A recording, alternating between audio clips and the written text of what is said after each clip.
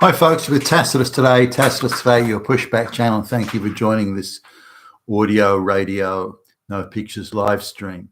Listen to this presentation as you're driving along in your car or your truck, or put in those earbuds and listen to it as you would a radio when you're going along public transport. In this essay, I'd like to talk about the new executive class, if you like, of politicians in the new government in the United Kingdom. So the Labour government, Keir Starmer as Prime Minister, and there's sort of an inner cabinet of the people that are going to be the most influential or theoretically the most powerful. Now, I'm going to go through each one of them, each one of the top, I think it's half dozen, and these are supposed to be the heavy hitters. What you'll note is that there's women are in the majority, and minority behaviours are also in the majority. There's a bisexual, a homosexual, a black guy, and so on. and it's not what you'd call an impressive crowd. The most interesting thing is, though, that only one of them has ever had a job, and that job was a government job. So none of them have actually had a real job in their lives. None of them.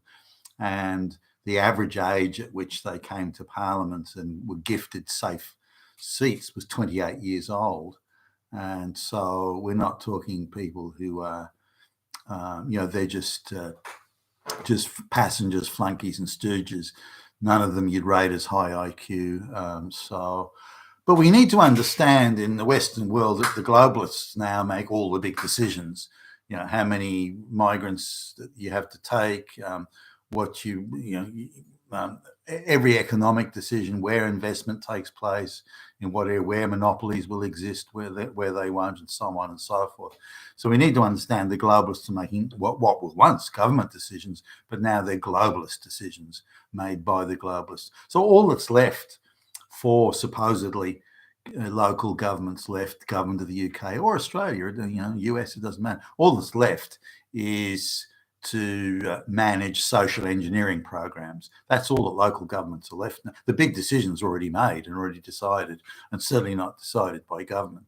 So now the purpose of the social engineering programs is to break down and eradicate Western culture, demonize, Western white history, and so on and so forth, to clear the path ahead for the globalist project, smooth the path ahead for the globalist project, and ultimately the objective is total and absolute globalist domination. You'll own nothing, be happy. There'll be just a handful of monopolies that will be owned by the globalist elite, and whatever you need, you'll have to buy from them. The cost of living, food and accommodation, will consume your entire paycheck, and this sort of thing.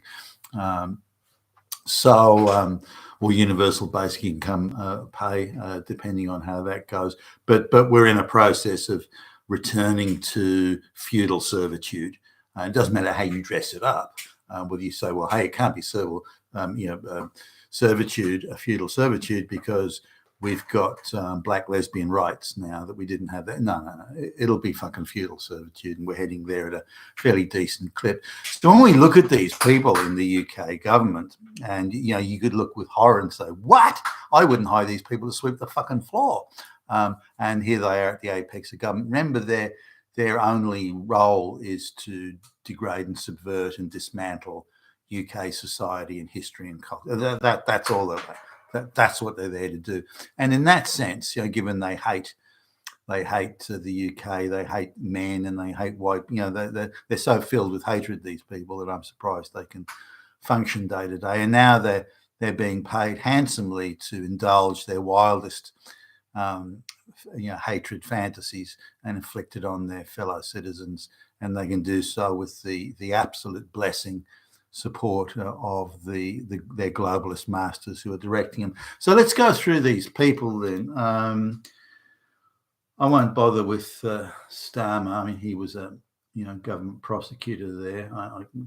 When you listen to him talk and carry on, it's hard to be impressed with him in any way. But okay, he's more or less in order of seniority. The key players in the UK government's supposed leadership group. Now, here's a woman, high school dropout, at her own admission was sexually active, very sexually active at a very young age, and was pregnant while still at high school, that sort of stuff. Seriously low IQ, and she's still got that look of a sort of a temptress working class girl, and who runs with the bad boys and gets laid in the back of the car, and she's still got that look about her. Now, again, we're talking someone, a low IQ person, dropped out of high school, never had a real job. She had some part-time social worker job, and then was gifted a safe seat in Parliament. On what basis? I mean, fuck do I know. She's achieved nothing, produced nothing, created nothing, built nothing, has a real problem even to this day of getting on with men, certainly on any intimate basis. And a radical leftist social engineering view of the world. Her problems with men and getting on and this and that is so we can re-engineer society to limit the power of men, then someone like her will do better next time. I mean, it's insane you have anyone like her anywhere near a leadership position of any sort. But there you go. Then we've got a super low IQ black political hack goon who's never had a job, accuses just about everybody of being a racist Nazi. And I mean, just an absolute litany of affirmative action free passes for this guy. I mean, if his IQ is even 90, I'd be surprised. He's an ordinary student who suddenly became. This is very much the trend you see when the globalist machine is selecting people that they want to use later on for, in this case, destroying Western society. An ordinary student suddenly becomes a genius in the senior year of high school, gets sort of through to Oxford with flying colours. He then goes to the US, where he's employed as a lawyer by Jewish activist NGO law firms for, I think, a little bit less than 2 years. Returns to England, and then he's gifted a safe seat in Parliament. He marries a white woman who's a social justice historian of some sort, and who is a recipient of many, government type work and so on. So they're very well looked after by the globalist machine, and they're quite well to do. The guy's a moron though, but he's spoken so disparagingly about white people, about Donald Trump and white history and white culture, and he's now a senior member of government in a white country. I mean, for goodness sake.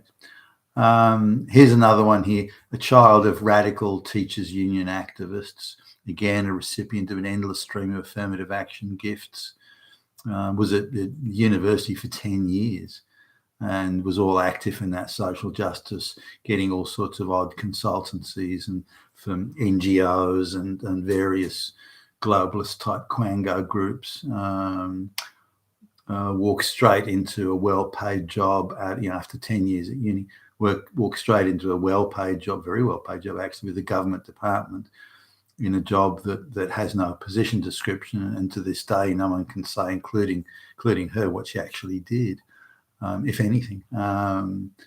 And while she was employed there, she was given open-ended time off to pursue political interests and political activism, ranging from trying to stand for political office of varying flavours to placard waving, to you name it. She gets paid. She gets all this time off with pay. I mean, wow. I wonder. Then she gets gifted a safe political district in Parliament where only women are allowed to stand for office. So she effectively gets elected unopposed. So here's a woman who's achieved, accomplished, built, created nothing.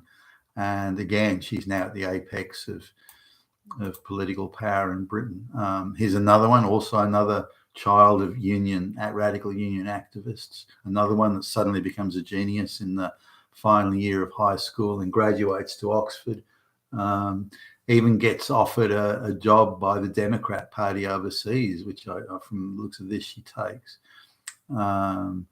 then returns to England, is hired as the chief policy advisor to a radical leftist feminist government hack, is then gifted a very well-paid job in a think tank. And then by age 29, she's gifted a safe seat in Parliament where only women are allowed to run for it. This is another. This is not a woman here. I don't think he's gay actually either. But someone comes from what seems to be a somewhat privileged background, but he's an ordinary student, and I think the parents broke up when he was young. I think somehow he magically makes it to Cambridge University, supposedly. Even then, supposedly for the best and the brightest, which this guy definitely was not and still isn't. Gets some sort of low-level arts degree.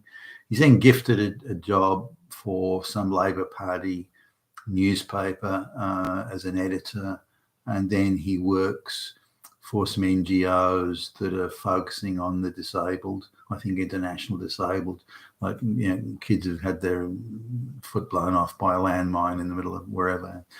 Africa or somewhere, was gifted a very safe seat in Parliament, where he's been there for 25 years.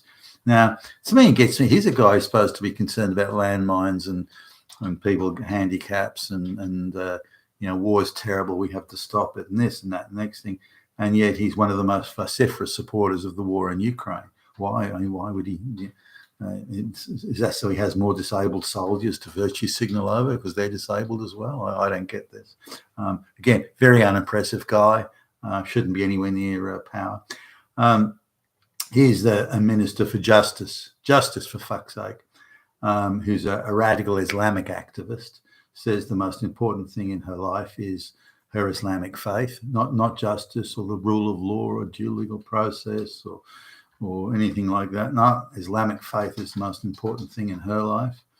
A very low IQ subpar student who miraculously manages to become a barrister.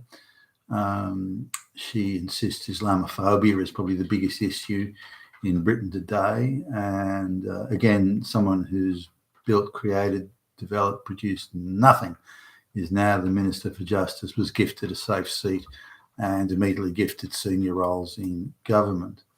A gay activist on green issues, a poor student who again suddenly becomes a genius in his final year, graduates to Ivy League University, president of the Students' Union, president of the gay students, this and that, and appointed to various government propaganda, this is by Labor governments, various propaganda groups, gifted a safe political position, and there you go.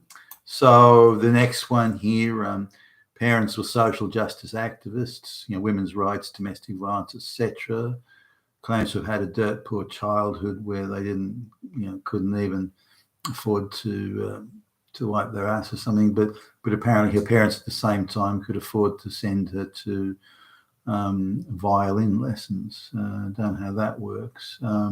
Joined Young Labor as a teenager, and again, very ordinary student, but suddenly becomes a star student after she joins the Labor Party as a teenager. And again, another one makes it to Oxford University and miraculously turns into a star student.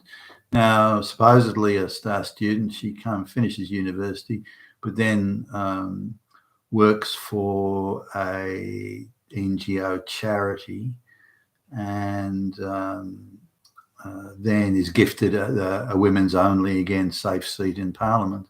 I mean, these are the people that are now running the UK. Now, you'd have to say none of them have any credentials or qualifications.